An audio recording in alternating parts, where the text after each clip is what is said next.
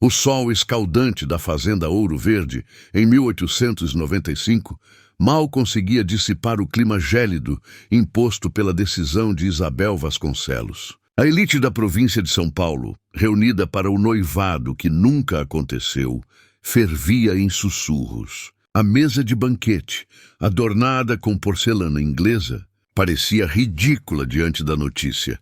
A sinhazinha, filha única do barão de Vasconcelos, havia recusado o Dr. Alcides, advogado formado em Coimbra, para casar-se com Mateus Silva, o capataz, um homem cujo único sobrenome era o seu trabalho. A fúria do barão foi monumental, mas a teimosia de Isabel era a sua herança mais marcante. O dote, claro, foi cortado. O nome da família para o barão estava manchado. O casamento ocorreu em uma pequena capela, com a presença apenas dos empregados mais leais e de Mateus, radiante em um terno simples. O presente de casamento do barão foi uma escritura, a posse de um pedaço de terra esquecido no limite das propriedades, uma terra árida, cheia de pedras e mato, conhecida como a Fenda do Diabo, um gesto claro de banimento. O novo lar era uma choupana, com paredes de taipa e telhado de palha. Aos olhos da sociedade, Isabel havia trocado o luxo e o futuro certo pela miséria e por um homem sem pedigree. A senhora de Campos, a mais notória fofoqueira, declarou em seu chá das 5 que era apenas uma questão de meses para Isabel se arrepender e Mateus a abandonar. Na choupana, no entanto, a chama da indignação se transformava em fogo da determinação.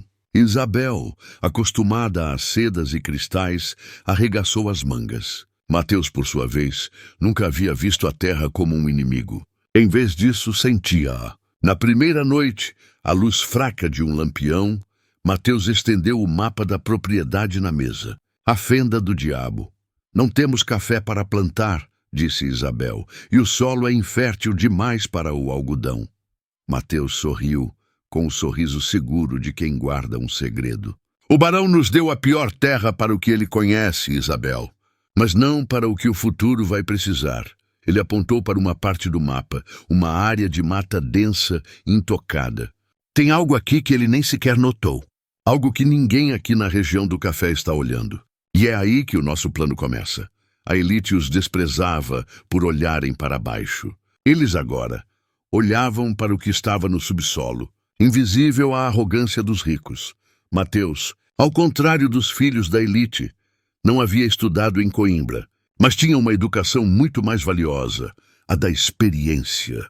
Ele conhecia cada veia de água, cada tipo de solo e cada árvore da região, como a palma de sua mão.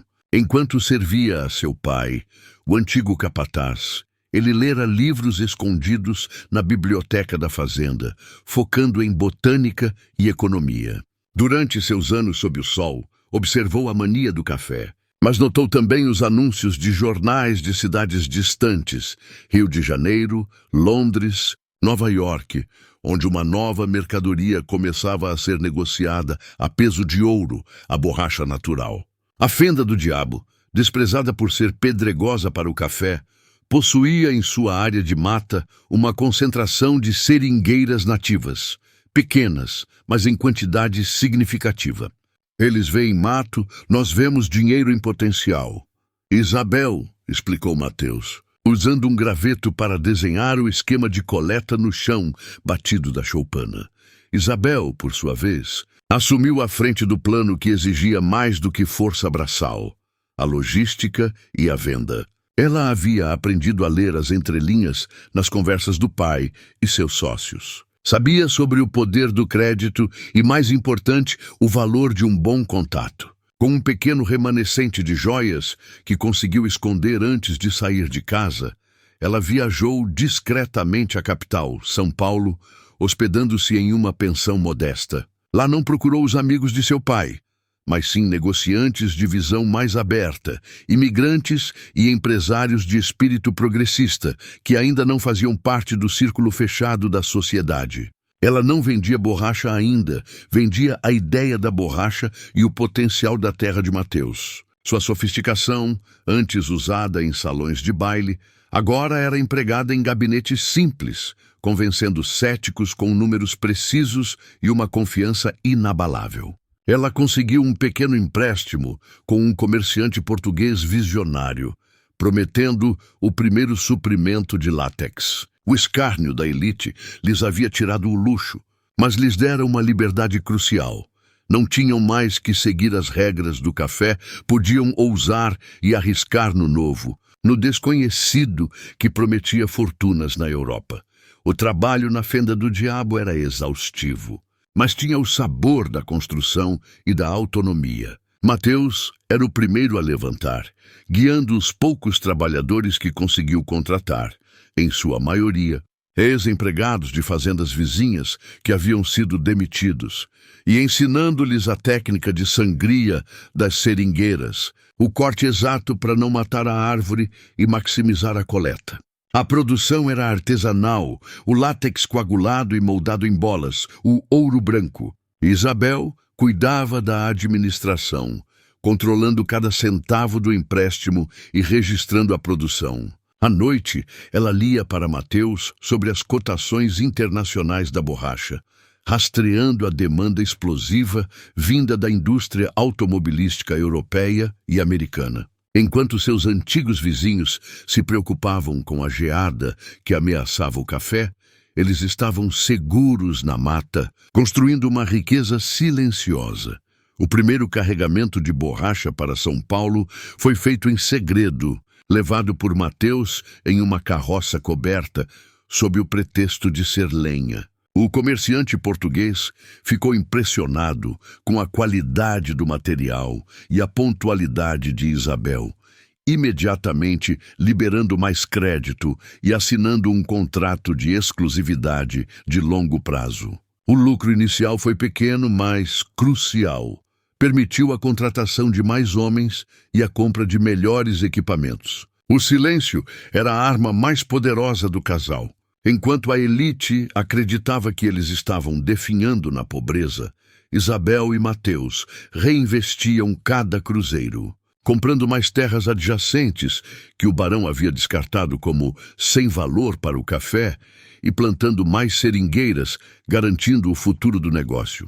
A vingança não seria com palavras, mas com a moeda mais poderosa daquele mundo, o poder econômico. O plano estava se desenrolando na surdina, como uma maré que avança silenciosamente antes de engolir a praia. Os anos se passaram. Na fazenda Ouro Verde, o café teve altos e baixos, dependendo do clima e das flutuações do mercado. Mas era sempre o tema central das conversas tediosas nos clubes. O nome de Isabel e Mateus raramente era mencionado, e quando era com pena ou desdém. A sinhazinha desperdiçou a vida, diziam. Enquanto isso, nos limites da cidade, o negócio de Mateus e Isabel crescia exponencialmente. O boom da borracha atingiu o ápice. A demanda global por pneus e produtos industrializados elevou o preço do látex a níveis estratosféricos. O pequeno empréstimo se transformara em uma fortuna. Mateus agora não era mais apenas o capataz. Era um empresário respeitado por seus fornecedores e admirado por seus empregados. Ele e Isabel estabeleceram uma cooperativa com os seringueiros, garantindo-lhes melhores condições e fidelidade, o que contrastava violentamente com a mentalidade escravocrata ainda persistente nas fazendas de café. A riqueza era discreta, mas evidente. A choupana havia sido substituída por um casarão confortável, com pomar e jardins bem cuidados. Eles possuíam cavalos de raça e a melhor maquinaria agrícola da região, embora fosse toda voltada para a borracha, não para o café. O mais significativo era a influência. Mateus e Isabel não apenas vendiam a borracha, eles começaram a comprar ações de ferrovias e bancos que dependiam do escoamento de mercadorias. A elite do café, cega pela tradição e pela soberba, demorou a notar. Quando o senhor de Campos, o marido da fofoqueira, Tentou tomar empréstimos no banco local para modernizar sua fazenda. Descobriu que um dos novos diretores acionistas era o mesmo comerciante português que Isabel havia contatado anos antes, e que agora tinha uma grande dívida de gratidão com o casal Silva. O primeiro sinal de que o poder estava mudando veio quando Mateus e Isabel apareceram no leilão da nova ferrovia, sentando-se não nas cadeiras laterais, mas na primeira fileira ao lado dos banqueiros. A virada do século trouxe consigo uma crise para a economia cafeeira. A superprodução, combinada com a queda dos preços no mercado internacional, sufocou as fazendas. A arrogância da elite, que se recusara a diversificar ou modernizar, começou a cobrar seu preço. O barão de Vasconcelos, já idoso e doente, via sua fortuna esvair-se em hipotecas e juros. Ele havia investido pesadamente em novas plantações de café, apostando na recuperação, um erro fatal. Os antigos amigos do barão, os de Campos e os Alcides, estavam na mesma situação. O prestígio não comprava mais grãos nem pagava dívidas. A elite, antes tão altiva, agora fazia reuniões discretas para encontrar uma solução, todas infrutíferas. A única salvação seria um empréstimo vultoso, um investimento externo, ou a venda de parte das terras para um comprador com capital fresco. Enquanto isso, Isabel e Mateus, já chamados de Senhora e Senhor Silva, expandiam seu império da borracha para outras províncias. A borracha era o motor da nova era industrial, e eles eram os principais fornecedores regionais. A Fenda do Diabo, agora rebatizada como Fazenda Nova Esperança, era um centro de prosperidade, onde os trabalhadores eram bem pagos e a comunidade florescia. O casal fundou a Companhia Brasileira de Látex e Investimentos. O plano de Isabel entrara na fase mais sutil, a compra de títulos de dívida da região. Utilizando intermediários, a companhia começou a adquirir discretamente as hipotecas e os papéis de dívida de fazendas de café em apuros. A elite estava se afogando em dívidas com eles, sem saber. O momento de silenciar a soberba se aproximava. Isabel, em seu casarão, lia os relatórios financeiros com a frieza de um general. A vingança não seria um ataque súbito, mas o cerco implacável de um exército financeiro. O golpe final veio de forma elegante. Em um momento de desespero, o barão de Vasconcelos, em nome de um consórcio de fazendeiros endividados, incluindo o senhor de Campos e o pai do Dr. Alcides, enviou um mensageiro para o endereço que ele mesmo havia lhes dado como um castigo, a Fazenda Nova Esperança. O pedido: uma audiência com o senhor Silva para discutir um empréstimo emergencial com parte das terras como garantia. O mensageiro voltou com um convite formal, enviado por Isabel, um jantar na Nova Esperança, no sábado. A noite do jantar foi de tensão palpável.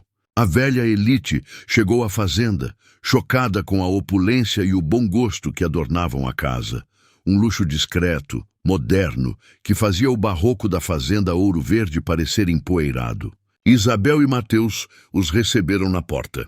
O barão empalideceu ao ver a filha vestida com um traje de seda que faria inveja a qualquer nobre. Mateus, elegante em seu terno sob medida, tinha uma postura de poder natural que nenhum dos barões na sala possuía. Durante o jantar, Isabel foi a anfitriã perfeita, mas o silêncio era dominante. A velha elite se sentia esmagada pelo sucesso que haviam decretado como impossível. Após o café, o barão, com a voz trêmula, apresentou o pedido. Mateus respondeu com a voz calma, olhando diretamente para o barão. Temos os recursos, barão, e temos o interesse, mas não como empréstimo. Ele fez uma pausa dramática, enquanto Isabel, ao seu lado, mantinha um sorriso sereno. A Companhia de Látex e Investimentos deseja adquirir a maioria das hipotecas e títulos de dívida de vossas fazendas, transformando-nos em credores majoritários. Ele fez um gesto para Isabel, que se levantou. É a única forma de evitar a falência imediata. O senhor de Campos, o senhor Alcides, todos. E claro, a sua Ouro Verde, barão. O silêncio que se seguiu não era de ofensa, mas de humilhação e derrota. Eles não podiam recusar. A Sinhazinha havia voltado, não como pedinte, mas como a única salvadora de um sistema que a havia cuspido. O negócio foi fechado. A Companhia de Látex e Investimentos, de Isabel e Mateus, se tornou a principal credora da elite cafeeira. Isabel, antes a garota desonrada, agora ditava as regras. Ela não tomou as terras nem as fazendas. Em vez disso, impôs uma condição mais sutil e devastadora para o orgulho da elite: a diversificação e a modernização. Eles teriam que investir uma parte de suas terras na plantação de seringueiras e outras culturas estratégicas que ela e Mateus indicassem, além de adotar práticas de trabalho mais justas, seguindo o modelo da Nova Esperança. Em troca, a dívida seria reestruturada em termos mais favoráveis. O barão de Vasconcelos foi forçado a ceder o cargo de presidente da Associação dos Fazendeiros. Seu substituto, Mateus Silva, o capataz pobre. A notícia correu como fogo. O choque na elite não era apenas pela perda de dinheiro, mas pela inversão total da hierarquia social. Os velhos coronéis tinham que pedir permissão para o homem que eles consideravam um mero servo. A vingança de Isabel não era destrutiva, era construtiva, mas no caminho da construção destruía a arrogância do velho mundo. Ela e Mateus não apenas se tornaram os mais ricos, mas também os líderes de uma nova economia rural, mais justa e progressista. As críticas e os sussurros haviam sumido. Foram substituídos por um respeito forçado, tingido de ressentimento, mas inegavelmente presente. O plano de Isabel havia silenciado a elite porque a havia tornado dependente de sua visão e de seu sucesso. Anos depois, Isabel e Mateus estavam no topo do seu império. Mateus, agora chamado com respeito de comendador, era uma figura política influente e um exemplo de empreendedorismo. Isabel, a quem todos se referiam como a Senhora Silva, era a mente estratégica por trás dos investimentos da companhia. Eles se tornaram patronos da educação e da saúde na região, financiando escolas e hospitais. A Fazenda Ouro Verde, do barão, que faleceu em paz, reconciliado e orgulhoso da filha, foi reestruturada e dedicada à pesquisa agrícola, sob a gestão de um dos filhos de Mateus e Isabel. O Dr. Alcides, que havia desprezado Isabel, tornou-se advogado da companhia. O Sr. de Campos, um dos mais ferrenhos críticos, virou um dos principais defensores da plantação de borracha, seguindo as diretrizes de Mateus. O plano de Isabel havia sido executado com perfeição. Ela não apenas provou o valor de Mateus e o seu próprio, mas reescreveu a história de sua comunidade. Ela mostrou que o valor de uma pessoa não estava em seu sobrenome, mas em sua visão e caráter. O casamento da Sinhazinha com o capataz pobre não havia sido uma desgraça, mas o catalisador de uma revolução econômica e social. O silêncio da elite não era apenas a ausência de fofocas, mas o reconhecimento forçado de que o antigo poder havia sido substituído por uma força mais inteligente, mais resiliente e, ironicamente, nascida do pedaço de terra que lhes foi dado como punição. A história de Isabel e Mateus se tornou a lenda local. A lição de que o verdadeiro ouro não está apenas no café, mas na coragem de olhar para o que todos os outros desprezam.